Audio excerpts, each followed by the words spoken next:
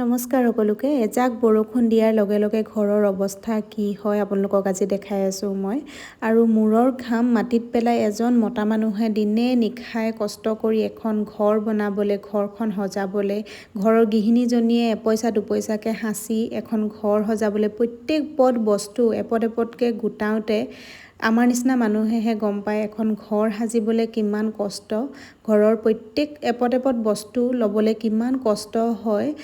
আমি নিজ হাতেৰে সকলোখিনি কৰিছোঁ, সেইখিনি আমি নিজে বুজি পাওঁ। এতিয়া এই বানপানীৰ সময়ত বাৰু গোটেই ঘৰখন শেষ হৈ গৈছে, এখন ঘৰৰ একো বস্তু বাকী নাই, ঘৰখনৰ একো বাকীয়ে নাই আৰু সকলো চকুৰ পলকতে নাইকিয়া হৈ গৈছে। সেই মানুহখিনি কি অৱস্থা হৈছে বাৰু, কেনেকৈ আকৌ একেবাৰে শূন্যৰ পৰা আৰম্ভ কৰিব পাৰোঁ।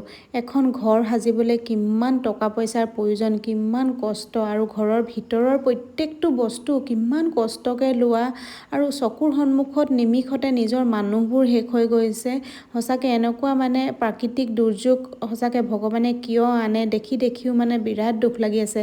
মানে একো ক'বলৈ ভাষা নাই এতিয়া। আমাৰ এইফালে এজাক বৰষুণ দিলে কি হয়, আমাৰ ইয়াতে পানী হয়, মানে ওপৰত এচাকনিৰ পানী আহে নেকি, পানী হয়। যিহেতু ঘৰখন বনালোঁ হয়, কিন্তু তলৰখিনিহে আমি বনাই সম্পূৰ্ণ কৰি থৈছোঁ, তথাপিও কাম বাকী আছে। কিন্তু ওপৰৰখিনি এতিয়ালৈকে আমাৰ বনাবলৈ পৰা নাই, কাম আৰম্ভ কৰিবলৈ।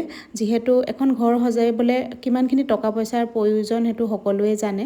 আৰু যিহেতু আমি দুটা ল'ৰা ছোৱালী ইংলিছ মিডিয়ামত পঢ়াই মেলি এখন ঘৰ চলি আছোঁ, সেইটো কাৰণে এজনৰহে উপাৰ্জন, সেইটো কাৰণে লগে লগে কিবা এটা কৰোঁ বুলিলেও কৰিব নোৱাৰোঁ।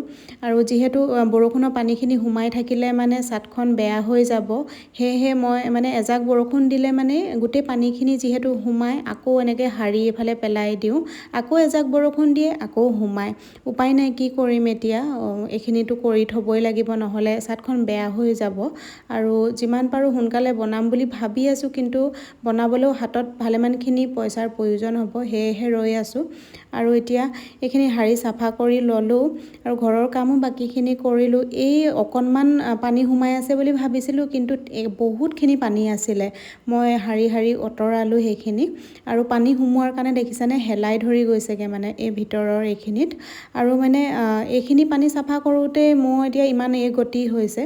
আকৌ এই বানপানীৰ ইমান পানী মানে এতিয়া ওলাই যোৱাৰ পাছত যিহে পলস দেখা পাইছোঁ, সেই পলসসোপা চফা কৰোঁতে বাৰু কিমান হাৰাশাস্তি হৈছে, ঘৰৰ বস্তু একোৱে বাকী নাই।